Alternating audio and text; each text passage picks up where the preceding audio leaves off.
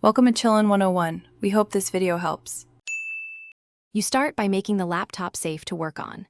Power down, unplug the charger, and remove any external drives. This prevents shorts.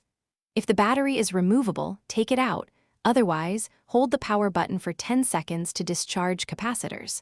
Once done, ground yourself by touching a metal surface to avoid static damage.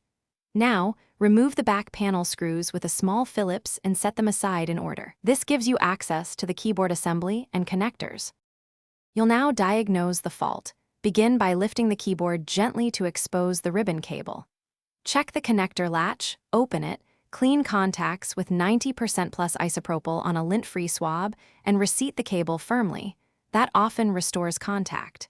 If individual keys stick, use compressed air to blow debris, then depress keys to redistribute lubricants. Once reassembled partially, boot and run a key test utility to confirm which scan codes register. If a switch is dead, plan for key module replacement or You finish by reassembling the unit carefully. Align the keyboard, close the ribbon latch, and tighten screws evenly to avoid warping. Reinsert the battery and boot. Make sure to install or update the keyboard driver, and, if relevant, the BIOS. Sometimes firmware fixes scan matrix issues. If keys remain unresponsive after a clean receipt and driver update, replace the keyboard module or consult a repair shop. One key troubleshooting tip. Test with a live USB OS to rule out your current OS configuration.